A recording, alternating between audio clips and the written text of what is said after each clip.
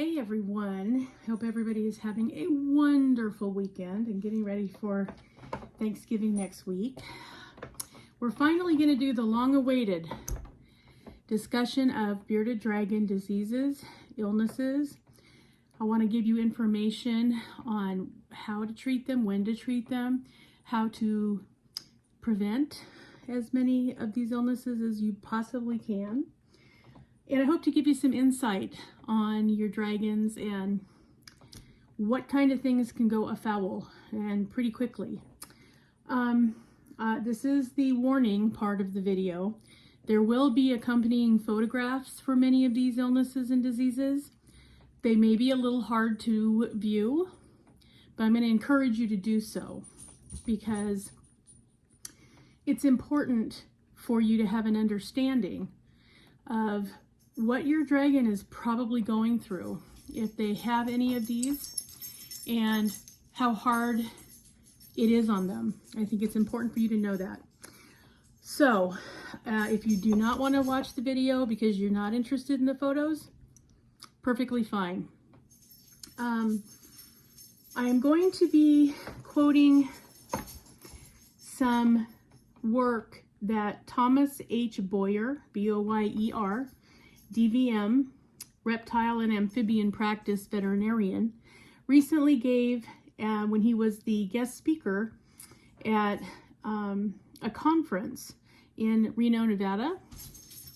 I will tell you, there are two parts to Dr. Boyer's conversation. Part one is basically care and maintenance for these animals. We've done a lot of talk about that on this channel. We've had lots of videos. We've had lots of discussions. So I'm not going to go over that this go round. So, you know, if you guys would like to hear the first part, let me know in the comments and I will make a point of going through it. We're going to be talking about the second part, which is care and diseases of bearded dragons. And I'm going to go a little bit out of order. Hope Dr. Boyer will forgive me, but there is a reason why I'm doing that, and I will tell you at the end. Okay, I'm going to do the best I can to get this covered as concisely as possible. There's a lot to cover, but I don't want to leave anybody hanging, and I don't want to keep you here till next year. So we are going to go at a fairly decent rate, okay? Now, we're going to start talking about adenovirus. Sometimes people call it adenovirus. Kind of depends on how you've heard it or where you are geographically. Now, Dr. Boyer starts with bearded dragon adenovirus, formerly agamid adenovirus, is widespread among bearded dragons. Most cases remain subclinical, meaning without a lot of symptoms. However, some are chronic poor doers, and bearded dragons are thought to be the natural host for adenoviruses. Several studies found apparently healthy dragons were between 5 and 71% positive by cloacal swab. Even wild Australian bearded dragons, which was 21%. So, I don't know that I agree with Dr. Boyer that they're the natural host. I mean, I'd like to ask him, well, how many species of wild lizard or, you know, domesticated lizard did you actually check? Because yes, we know that there are a lot of things that can survive in a bearded dragon, and some of that is probably due to the environment that they are naturally in. I don't know if they're the natural host. Clearly, we know they do get it, and it is very contagious. So if you have multiple bearded dragons, you have to be aware of this. If somebody gets diagnosed with adenovirus or adenovirus, it's important that not only do you use quarantine precautions, meaning you need to make sure that you're wearing gloves anytime you deal with the sick animal. You have to make sure you are washing your hands all the time before touching another one of your dragons. You have to make sure you're using a substrate that's disposable that you can get rid of so that you can wipe down with an anti-disinfectant every time the dragon goes to the bathroom, so that you don't accidentally spread it to the rest of your colony. Okay? So, one of the symptoms for ADV, as you'll note here, now this is a juvenile with ADV. Now, they call this stargazing. You can see that his head is just almost at an exact right angle to his body, okay? This is a juvenile with ADV. Now, a lot of times if you call your vet and my dragon is sick, and they'll say, well, is he stargazing? Does his head look like it's way higher than it usually is? This is why they're asking. They're trying to find out if your dragon might have this before you even bring him in. So, and this looks the same. The stargazing looks the same, really, whether they're juveniles or adults, because that's how the neuromuscular part of the disease is that it just causes this particular posturing. So if your dragon looks like this, yeah, there's a good chance that you're dealing with ADV. Now, Dr. Boyer also says that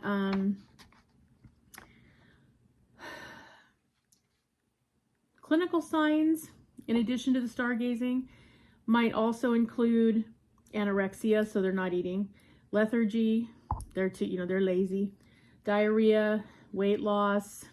All of that can be part of this, which is why sometimes it's kind of hard to pinpoint right away, especially to lay people, because it is indicative sometimes of other things. The stargazing, though, that's pretty specific to ADV. Let's see.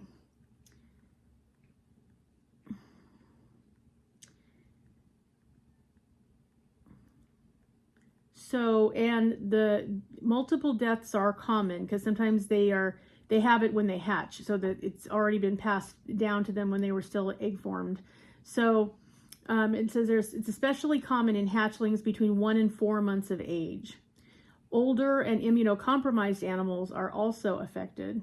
So neurologic signs such as ataxia, meaning they can't quite get the coordination down that they need. Circling, you're going around in a circle. Head tilt, which is part of what stargazing is considered. Seizures. So, bearded dragon seizures. If you ever see one, I'm sure you will know what it is. If you have never seen one, look online. If you put in a search engine, whether Google or whichever search engine you like, bearded dragon seizure, you're going to see plenty of videos that you can select that from. They also can have paresis, so paralysis in either their front or their back limbs.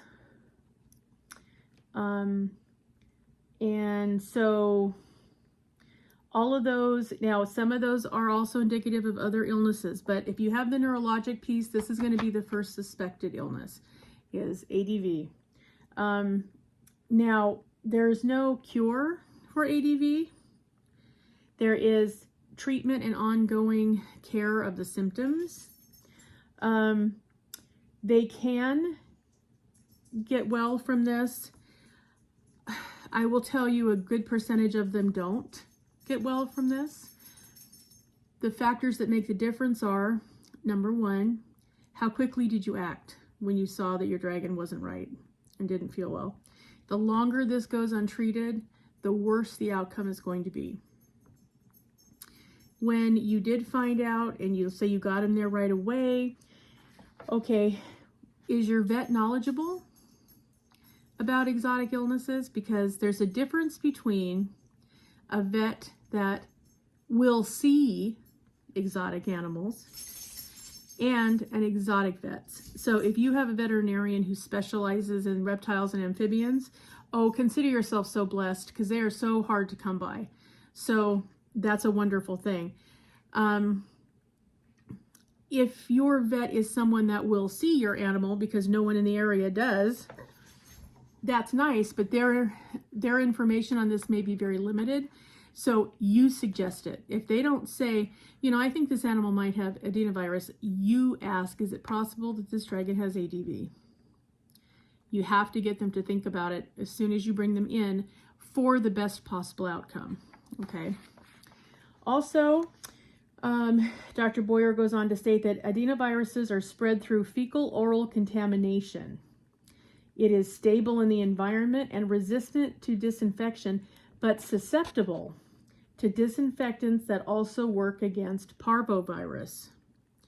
So if you find out that your dragon has ADV, I would ask the vet for whatever their disinfectant is that they use when they have dogs with parvo, because that's the only one apparently that gives you any chance of keeping it clear of the rest of your dragons. So just know that going in. He goes on to say that adenovirus positive dragons should be isolated from adenovirus negative dragons and not bred. There are no established treatments. Acyclovir, which at one time they thought was the way to go, is ineffective. Cidofovir is used in mammals, but it's very toxic. And the pharmacokinetics, which means the breakdown of how the medications work, are lacking in reptiles, and usage is not recommended. Okay, so yeah. And the reason that we want to talk about the spread through oral fecal contamination, those of you that have Repticarpet, please just get rid of it right now. Just get rid of it, get it out of there. You're not going to find a germier substrate than Repticarpet. It's just the worst. I don't care how vigilant you are about cleaning it, you're never going to get all of the bacteria out of the Repticarpet. So we know that dragons normally carry salmonella.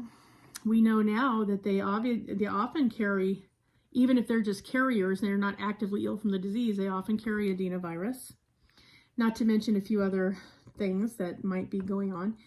So you want to be able to take out the substrate, clean it, and put fresh substrate down easily and without costing yourself too much work, because you're going to have to do it a lot, especially if you find out that you've got ADV in your enclosure. Okay, so on to the next thing. So now we're talking about egg yolk colomaitis. What is that? Okay, well, egg yolk colomaitis is when your dragon, your female dragons, form follicles that would eventually, in theory, become eggs that they would then lay, thus dismissing it out of their body. And it, instead of that happening, it bursts inside their body while still a follicle. Now, you might remember last year, I had an episode with Ruby where I had to take her immediately to the veterinarian as an emergency because she had expelled a bunch of yellow yolk substance, okay? When this happens, it's absolutely a veterinary emergency, because if you don't... Oh, just a minute, guys. Hi, guys. Sorry about the dogs barking. People coming and going. Okay, so as I took Ruby in, what happens with egg yolk colomaitis, for all of you with female bearded dragons that are egg layers, is the reason it's an emergency is if an egg follicle bursts inside them, even if they eject it and it's okay, you have to have them evaluated, and you have to have them checked, because if any of the residue from the egg yolk that has been dispelled out of their bodies is stuck in their oviduct, it can give them peritonitis, which is lethal. So you want to make sure there's no residue remaining, so you have to take them in, okay? This is a bearded dragon that is egg bound. Now, this bearded dragon has one really good size egg, okay? Well, if you look at her and you look at her pelvis, okay, this is her pelvic opening. This egg is never going to fit through there. Okay, so what happens? What are the symptoms? Well, the first one is bloating. They will bloat and they'll get really round looking because they're stopped up. They don't want to eat because they're full. There's no room for anything in there. And they're just kind of getting worse and worse and more lethargic and more like they just don't feel good. You need to get them in there as soon as you can. Because again, if they can't pass their eggs and they don't have the ability to get help, then this will eventually be fatal also. And it rarely is it just the one egg. I mean, you know, if you look at this particular poor little dragon, you can see that there are quite a few egg follicles that are wound up in there. Now this one is fairly advanced in feeling ill. Look how round she is. Okay, that's not just a typical dragon. That's a dragon with pretty severe bloat that feels pretty crummy. So you can see that, you know, her lungs are up here and they're starting to get compressed because there are so many eggs in her abdominal cavity. Okay, so again, this is a dragon that's going to need help. All right. This one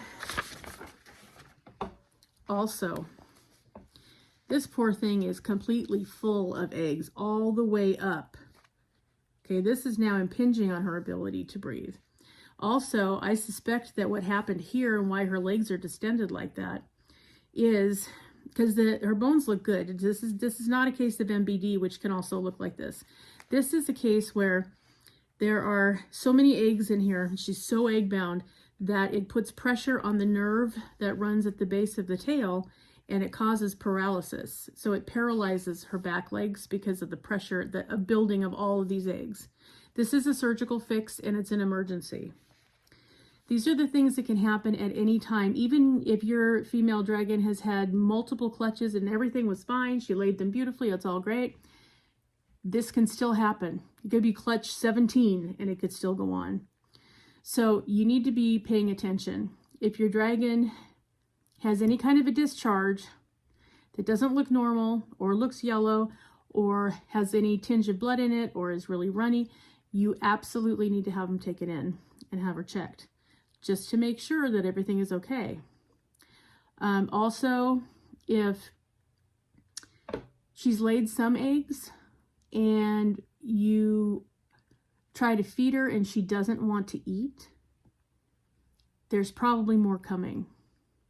So if you don't see any more though in an hour, I would start getting ready. I would call the vet and get ready to take her in because it's better to be safe than sorry. It might just mean that she's been delayed in, you know, laying the rest of them. Okay, but you want to make sure that that's what it is and not that she's suddenly egg bound and stuck and can't get anywhere on her own. Okay, so that is our discussion on egg yolk colombitis and being egg bound. Okay, so I'm just going to quickly go over the parasite issue. Okay, 2 studies revealed that parasites to be prevalent. Fecal samples were positive in 65% and in one study and 83% of dragons in the other. 49 to 65% had pinworms, 25 to 41% had coccidians, trichomonads, and cestodes were rare. Okay, now, parasites are acquired from other dragons, and crickets might be a vector, but they're not the source of the infection. So the cricket might carry some of these parasites. Then your dragon eats the cricket, and you know, it's a whole thing, it's a whole cycle. But it didn't start with them, it didn't start with the crickets, they're not the source. Also, another factor, now, if you have a dragon that has worms or mites or coccidia or anything else that's a parasite-based illness, again, your enclosure care is going to be vital in making sure that they don't have to sit in a soiled enclosure for any length of time, and that it's easy on you to clean it up and move it out, because cleanliness is how you're going to get rid of these things. If you are not vigilant, it'll be there for a very long time, and you'll constantly be reinfecting your dragon, even if your dragon is under treatment.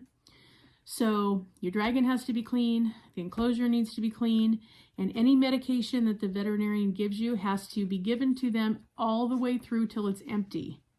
So that's the only way to get rid of it. Now, yes, it's prevalent. Again, I don't know how much it has to do with how bearded dragons are acquired. We know that they're in the pet trade. We know that they're given minimal care when they get to the pet trade because they're a commodity. The idea is to sell them, not to go broke taking care of them. Okay, they get very minimal basic care if they're lucky. And if there's anything that they're passing along, it just keeps getting passed and nobody's the wiser. So this is why really when you get a dragon, the first thing you should do is take them in for a fecal sample just to make sure that nothing's hiding in there that you don't know is there. Okay.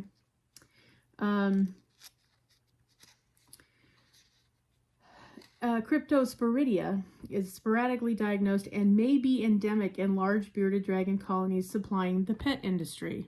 So basically, there are certain breeders that the pet industry goes to routinely to get stock for the store. Okay. Rarely, if ever, is there any kind of veterinarian check. If they all look healthy and they're doing okay, they put them in a bin and ask you to pay money for them, and that's the way it goes. So, you know, it's unfortunate. However, I will tell you that for most of the parasites that a bearded dragon can get, and also for Coccidia or Cryptosporidia, there is effective treatment. So these are treatable illnesses if you get your dragon there before they are too ill. I cannot stress to you enough the importance of being able to tell what is normal behavior for your dragon when it's happy and well, and what your dragon does when they're suddenly not happy and well. Because as I've said before, these are not animals that can meow or bark or squeak or anything to tell you, hey, I'm being devoured from the inside, please help me. They have no ability to do that. You have to notice something isn't right, and you have to be willing to take them to a veterinarian to find out, which is not cheap, for sure. Once you are familiar with the treatment, I would recommend, especially if you feed crickets, I would recommend deworming them twice a year, just as a matter of course. So every 6 months, give them a dose. You can get dewormer, give them a dose, see how everything goes. If they're asymptomatic, they're probably okay. But again, I would try to get a fecal sample in to your veterinarian at least before brumation. If they're symptomatic, you want to do it more than once, but at least before they go into brumation. You do not want a sick dragon trying to sleep out for a couple, 3 months, because likelihood is that they're not going to wake up because they were ill when they went in. Okay. Now, and be sure, Dr. Boyer says, when you're treating for any of these illnesses, discard all bedding in a sealed plastic trash bag. With hot soapy water, replace substrates with newspaper and spray the entire enclosure inside and out, and any furniture that's in there with 0.29% fipronil spray. Repeat in 3 weeks. The lizard should also be thoroughly sprayed. Avoid the eyes and mouth. Repeat in 3 weeks. So if you suspect there are some parasites happening in your colony, or you know it for a fact, or somebody mentioned it to you because your dragon acts like it's having trouble, definitely get in to find out, and then make sure that you keep their enclosure squeaky clean. Okay? Okay, the next thing we're going to talk about are aneurysms. Okay. They present as large swellings for your dragon. Can be head or body. It's usually on the dorsal side, so on the back of their head or their back. And they cause such an asymmetry that it would be hard to miss. I think you would notice it. You might not notice it immediately, but you'll notice it fairly quickly because it causes such a distortion. If the vet checks it, they can put a Doppler on it, an ultrasound, and you'll hear that there's a loud pulse in the Doppler. If it's an aneurysm, they can feel and hear a blood beat in it. If they pierce it, it's going to send blood every place. And some of the dragons have a genetic predisposition, and sometimes it's just something that they get. Bearded dragons are susceptible to a lot of the same things that we are, especially if you're talking about problems that come with aging, right? So arthritis, cancer, fatty liver disease, gout, a lot of the same illnesses that affect the human population also affect bearded dragons.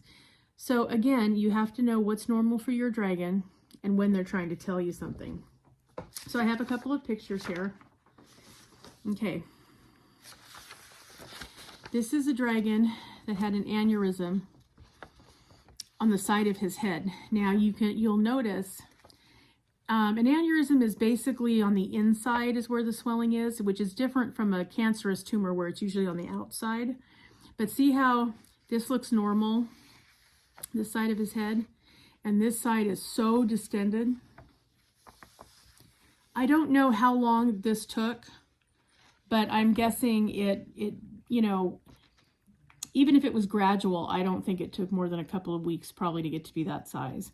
Okay, the minute you notice that there's an asymmetry, this side's getting bigger than this side, even before the scales and skin are affected, soon as you notice one side is normal and one side is not, go now, immediately to the vet. Again, this is a surgical fix that a veterinarian has to do as soon as possible.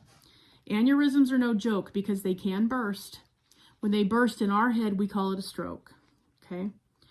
And they can be very dangerous. So you want to make sure if you notice any kind of asymmetry, whether it's on their head, on their back, even in their tail, you want to make sure if the two sides are not even that you get them to the vet as soon as you can. Okay. This is another one. This is an ocular aneurysm. You remember we talked about Finian's X-ray in the last video. We discussed the intraocular cavities and how they're quite the host for some of these issues. Yeah, here's how it looks. So you see this this eye is normal, and this one's very distended. Okay, that's an aneurysm in the ocular cavity next to his eyeball. Here's another picture of it, just in natural light. You can see that this side, just the normal eye bump, and then this side's way big, okay? So that's an aneurysm in the eye cavity or the eye socket. So you want to make sure that you get this addressed as soon as you realize it. Again, the faster you can get it looked at, the less involved it is, the less invasive it's allowed to be, the better the result is going to be when they go to remove it. Because, again, it puts pressure and it makes your dragon feel awful, and it's not a pleasant thing to experience. So really get them there as soon as you can to have this looked at.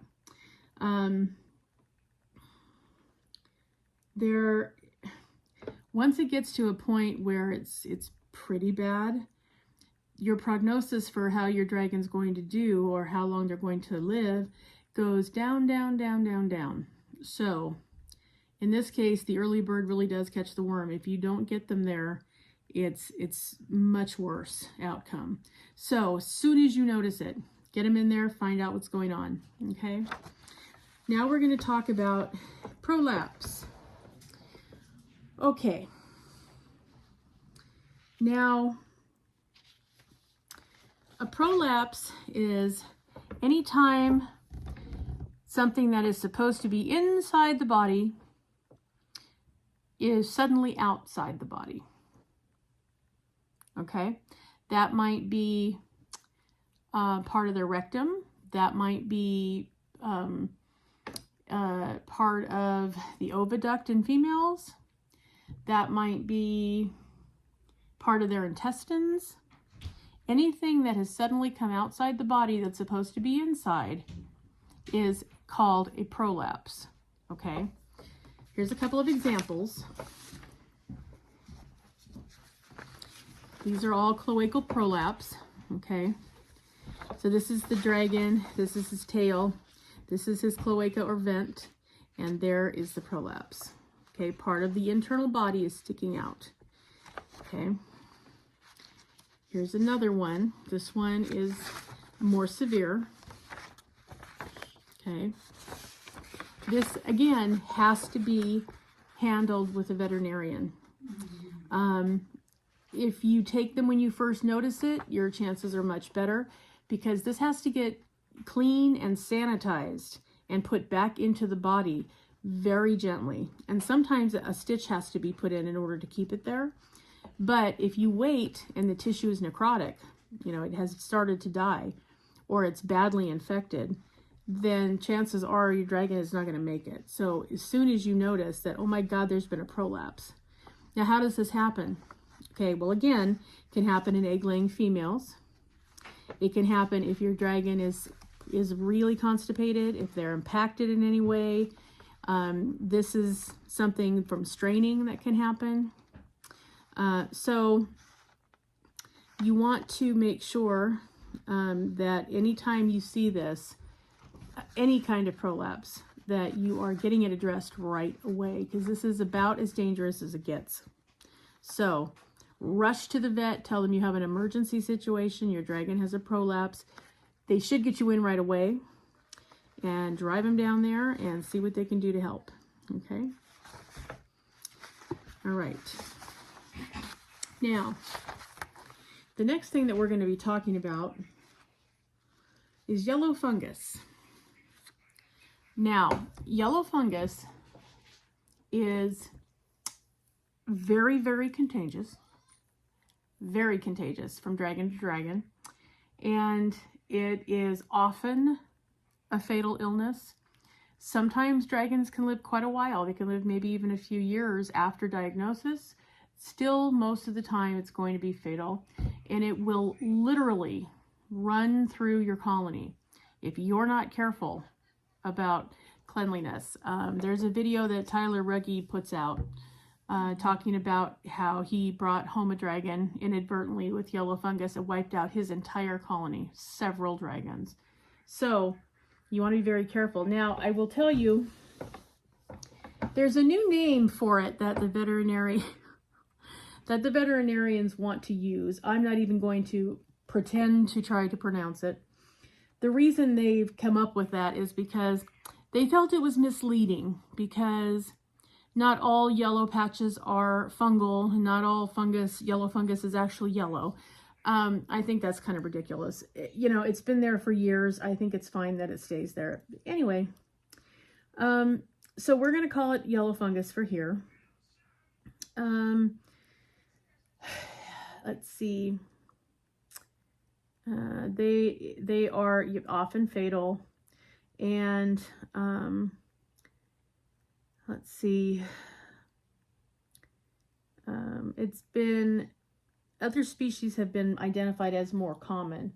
Laypersons often refer to this as yellow fungal disease, a term which has fallen out of favor because many yellow skin lesions in bearded dragons are not fungal, and not all yellow fungal infections are yellow.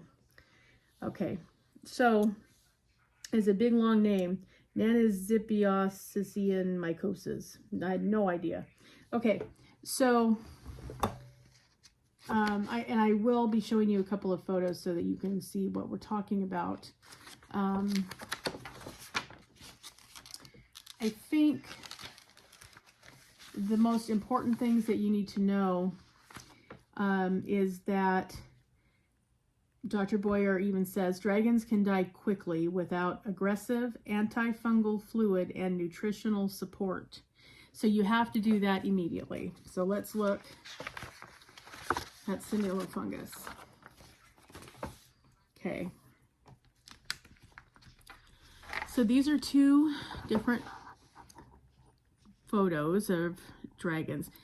Okay, this dragon, this is yellow fungus, but you can see how, you know, you can be misled because that does look like it could be something else. When I got Chimera, when I brought him home, if you look at his early videos, I had concern about this. I was really worried that he had yellow fungus.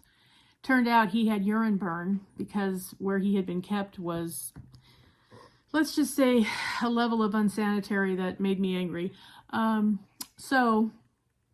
But until I could find that out and get him into the vet and they could test for it, believe me when I tell you, he was in quarantine and I wore gloves each and every time because I already had the 3 other dragons and I did not want them compromised just in case. Okay. This dragon here on the bottom, I'll try to get it as close as I can. Okay, this is also yellow fungus, even to the point where there's a sore already forming. Okay, it's not something that is curable per se, but if you can treat it and get it into a more or less of a dormant stage, you know, the dragon can live quite a while longer. But again, really, the care and husbandry is going to be the biggest and most important part, especially if you're treating something that really isn't curable. So you have to really do the best you can. If you talk to your veterinarian and they say something you do not understand, ask them to explain it again and keep asking them to explain it until you do understand it. Okay, this is also yellow fungus, but I purposely am showing you this because you see there's not that much yellow. This could technically be stuck shed, right? If you just happen to notice a few pieces of yellow here on the foot, a little bit over here on the thigh, you'd be sure that this was probably, you know, just extra stuck shed. You know, maybe you need to soak your dragon and see if the shed comes off. Yeah, but it's actually yellow fungus. This dragon is infected with yellow fungus. Now, if you were to handle this dragon and you didn't use gloves and you didn't wash your hands and you didn't use hand sanitizer and you picked up another dragon, you have just spread it. I can't tell you how important it is that you maintain quarantine protocols. Gloving up, washing frequently, keeping the enclosure clean with disposable substrate. I use paper towels because I like that I can have, you know, 1.5 pieces or a half a piece or however length I need for their enclosure. It's soft, it's absorbent, it's easy to pick up and throw away and put down fresh. There's a lot of benefits to it. If you'd rather use newspaper, go right ahead. You can use towels, but again, I wouldn't use something absorbent, even washing it, unless you're going to use laundry sanitizer and get them really clean. Lysol makes a good one, but really, I would use something disposable. Even if you have those, the pads that you put down for your dog when you're teaching them to be housebroken, even one of those would be better. Anything that you can pick up and throw away. So you can pick it up, use a Clorox wipe or spray whatever you're spraying, vinegar and water, whatever it is, and lay down a fresh one so that you know it's as clean as it can possibly be all the time. Okay. Yep. So that's our friend, yellow fungus. Okay. Now, you want to, when you treat them, you want to make sure that you continue for at least 2 weeks after all of the skin lesions are resolved. So even when all of this is cleared up, more or less, you still need to go 2 more weeks, okay? And then you need to keep having them treated until they have 3 negative tests to be sure that the fungus is truly under control, okay? So plan on it's going to be a long time, okay? Environmental management is critically important, as yellow fungus, like many fungi, survives well in the environment and is resistant to many disinfectants. So again, it's hard to get rid of it, really hard. So you want to make sure that you're staying on top of it. Okay. All right, now we're going to talk about neoplasia. What does that mean? Neoplasia are basically cancers. Sometimes they're squamous cell carcinomas, sometimes they're other types of tumors, but they're all neoplasia type tumors that affect your dragon. So let's look at some of those. So I want you to see what those look like. Okay, again, this is a neoplasia. Now this one, this is how you know it's not an aneurysm also. This is on the outside. This didn't form on the inside, it formed on the outside. So this one's basically on the dragon's eyelid, which actually is easier to remove and easier to treat and easier to get to than if they have to go inside and try to get it all. Okay, so you can see with the dragon's eye open, you can see this huge tumor, and here he is with his eye closed. You can see the tumor just sitting there on top of the eyelid. These are usually treated by surgical excision, so your veterinarian will put him under some anesthesia after securing his airway, and then they will take a scalpel, they'll remove this, and then they will use some degree of radiation to try to make sure that it doesn't come back, because that's another thing, is they really can come back. So, and sometimes, you know, like with people, they say, well, we want to get, you know, good margins around the tumor so that we know we got all the cells. Well, there's only so much skin here, so sometimes getting all the way around can be difficult. So what do they do instead? Well, they use some radiation to try to make sure that anything that's lingering is taken out by the radiation so that nothing comes back. Your dragon can live through that, okay? But again, this looks to me like it's been here a while. I'd like to have seen this dragon get to the veterinarian when it was less than half that size. So again, acting sooner rather than later saves both you and your dragon a lot of pain, okay?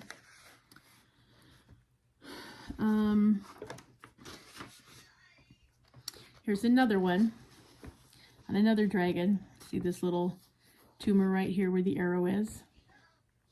Okay, that tumor is sort of under the eye. Again, not invasive into the ocular cavity, but pretty darn close. That's something you don't want to spread, because where's it going to go next, right? It's equally close to his nose on this side and his eye on this side. That needs to go. So you'll want to take them in and have that removed, and again, hopefully radiation, and you know, see how he does. Okay.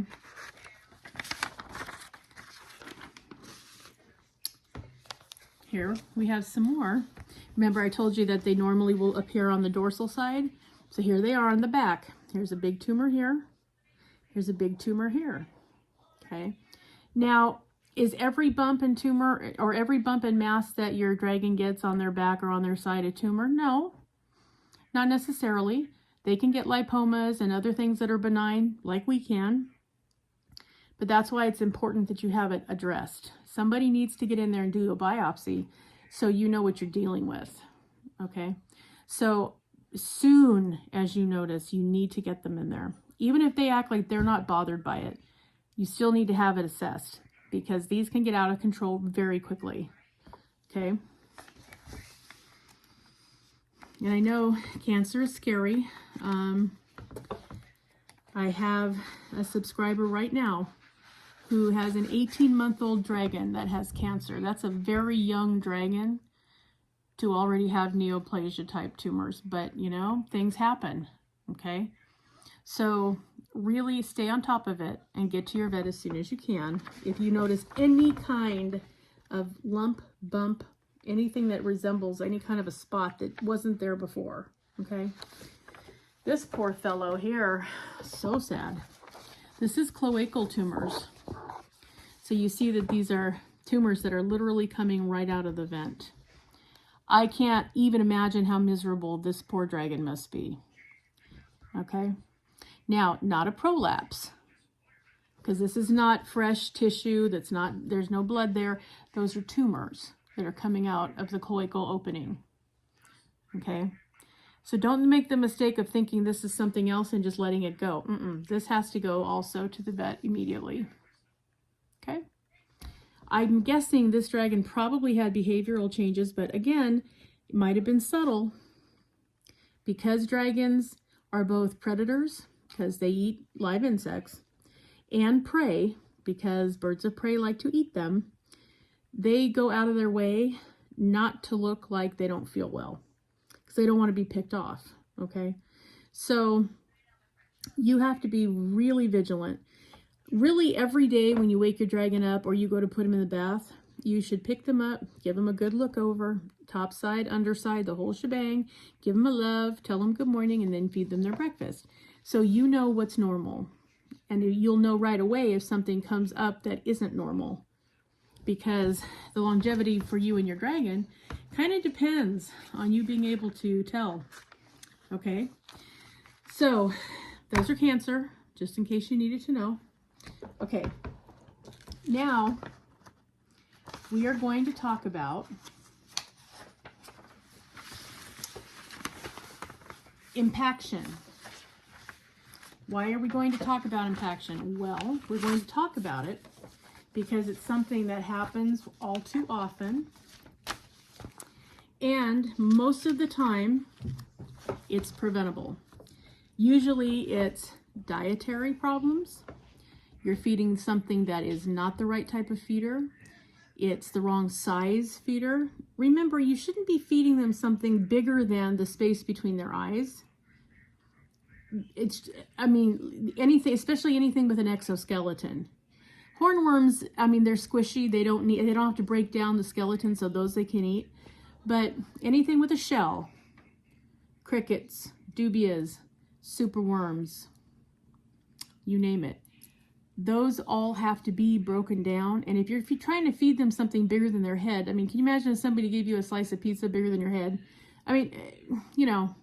So you're feeding the wrong feeder, you're feeding the wrong size feeder, or you're using a substrate that is either getting stuck to their food and they're consuming it while they eat, or they're eating the substrate directly. This is why you never want to use calci sand ever.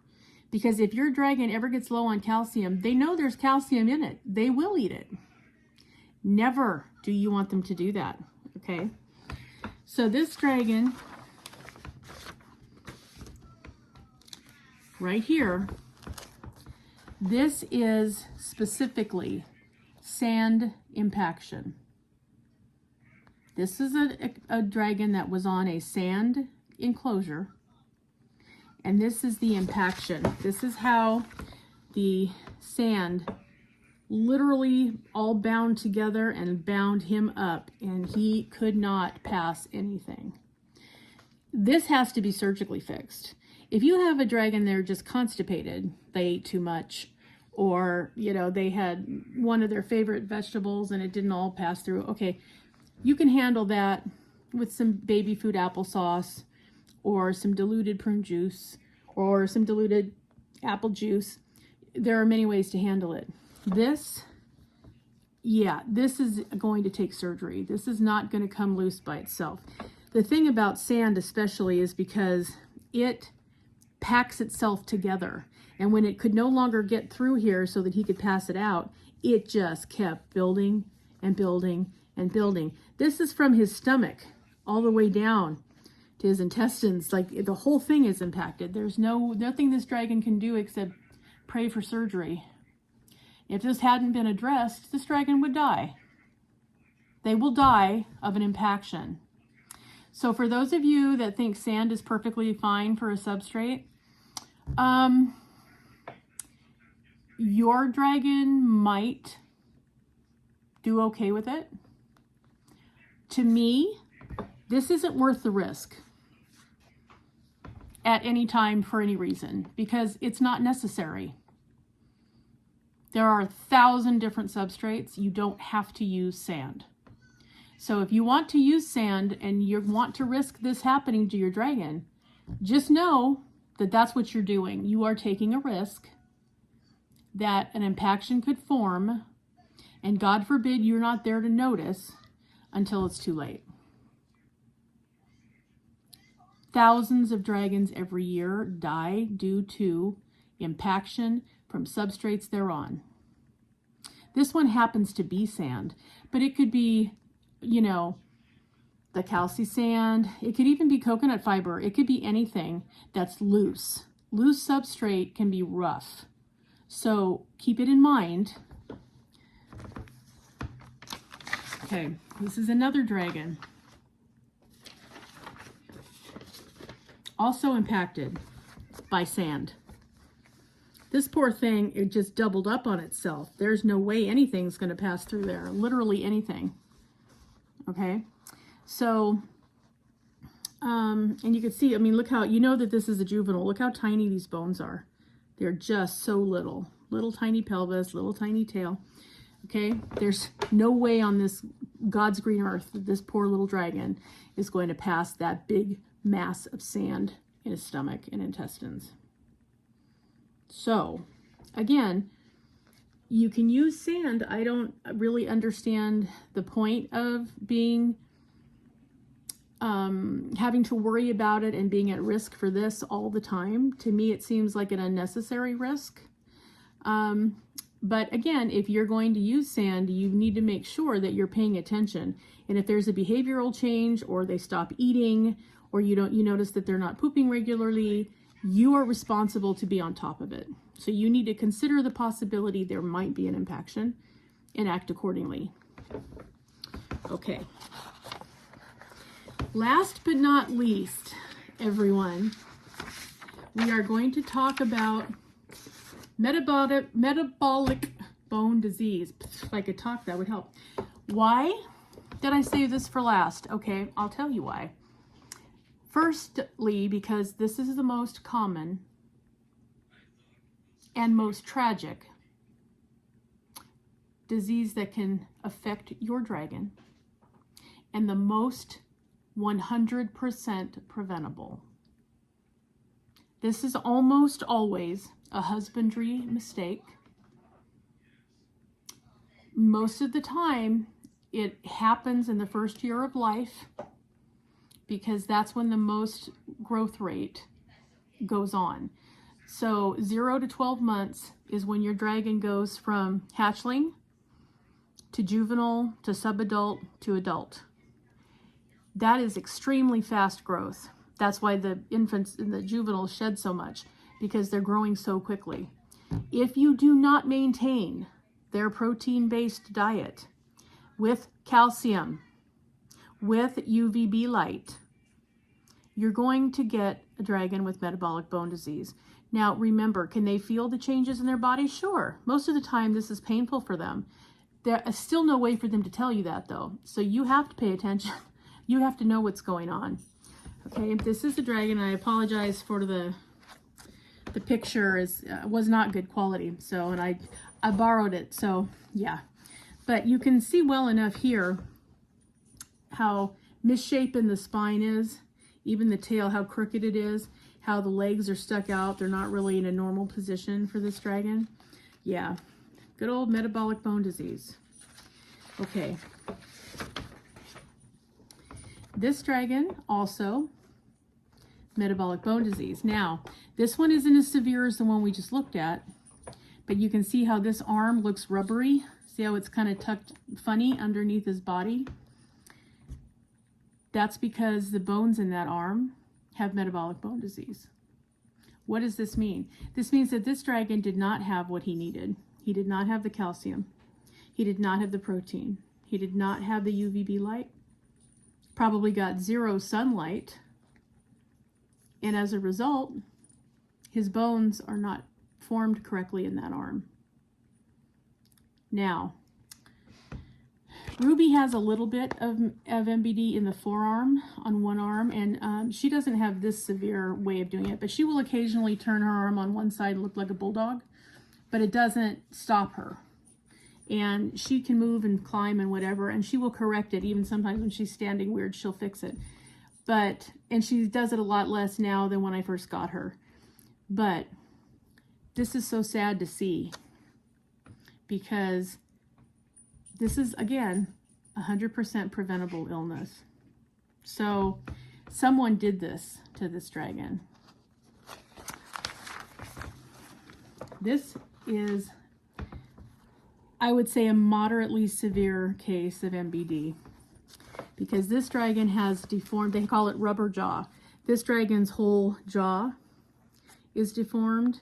His arms are deformed. His legs are deformed. His spine is deformed. He can't even sit on his hands and feet like he's supposed to. He has to lie down on the long part of his arm because he has no ability to get up. Again, all this dragon needed was calcium and ultraviolet light. That's really it. And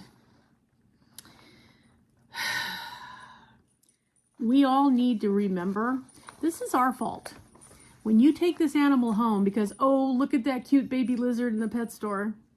When you take this animal home and you put it in a glass case that it cannot escape from, and you don't give it what it needs, you cause this animal's handicap for the rest of its life.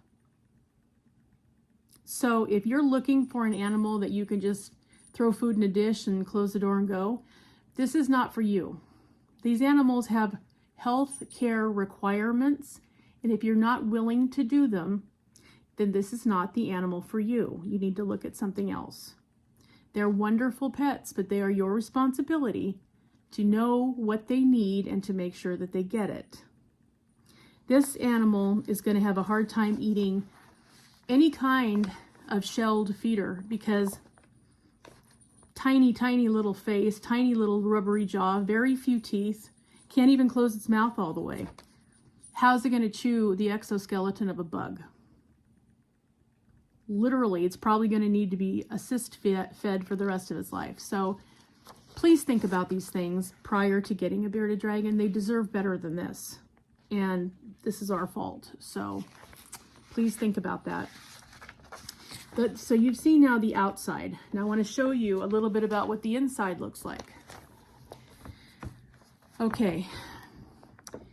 This is a young dragon, probably a subadult. It's undernourished, it's hard to tell. Okay, but you can see the metabolic bone disease starting. See how the spine is starting to turn? You get down here and it's actually got separated vertebrae where they've literally come apart.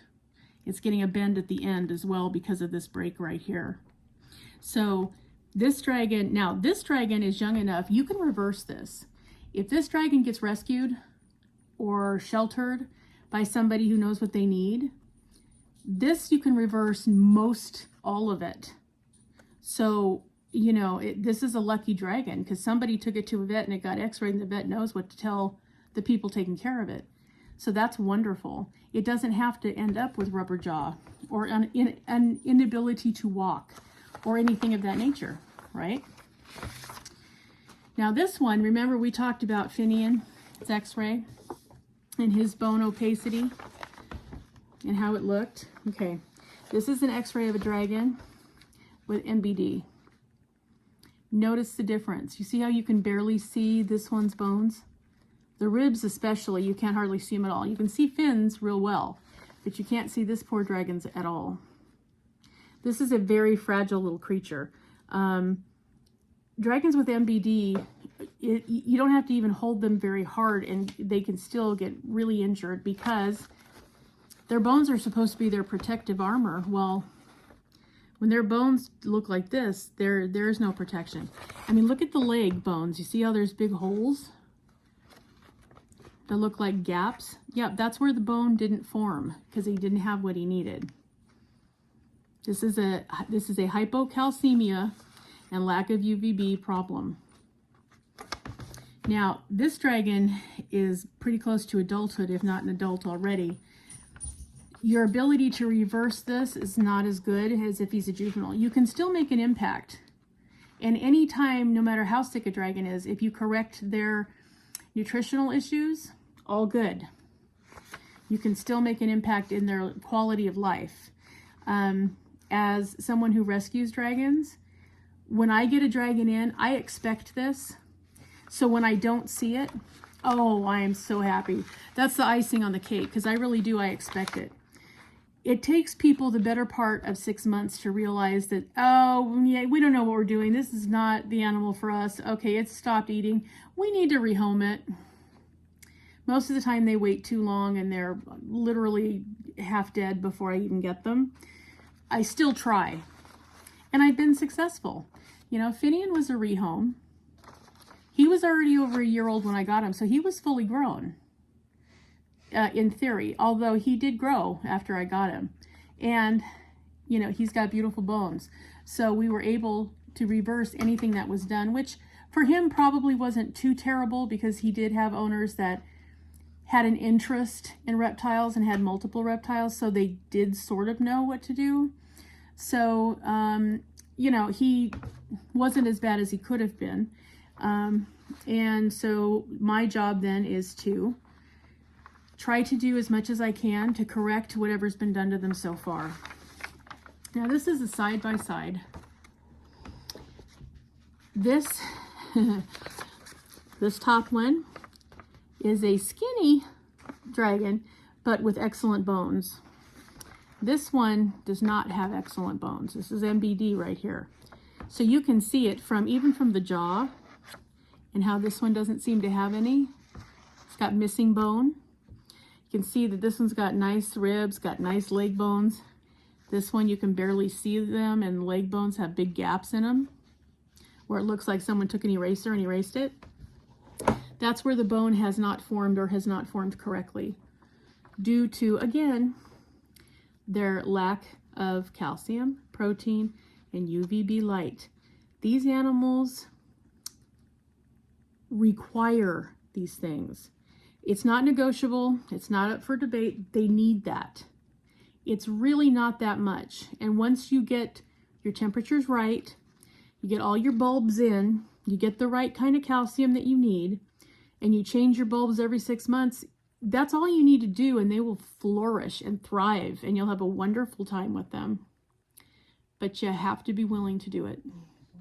And again, all of them should have bones like this, not like this. This was done to this dragon by a human it trusted.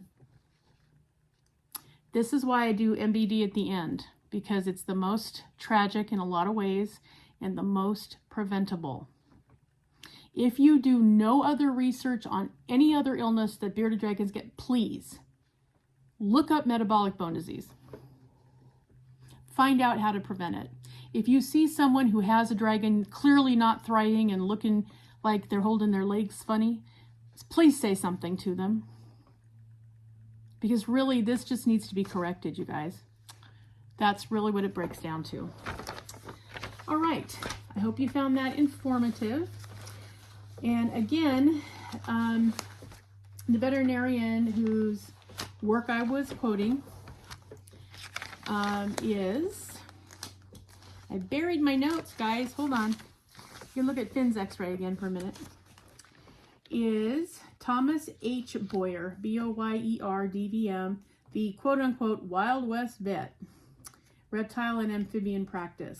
So you can look him up. I looked him up online. Seems like a perfectly nice person. Hasn't had any reports or complaints against him. So I've never gone to see him because I don't live where he practices, but you know, he looks like he has pretty sound things to say. There's a couple of things, like I said, that I don't really agree with him, but it's okay. I think if he sees them most of the time, and he sees a lot of amphibians and reptiles, then there's something to be said for his opinion and his clinical thoughts. So anyway, I hope you guys found that informative. Let me know in the comments if there's something else that you'd like me to cover or some other subject with bearded dragons that you would like me to talk about, and I'll be happy to do that. I hope everybody has a wonderful weekend, and I'll see you in the next video. Thanks, guys. Bye-bye.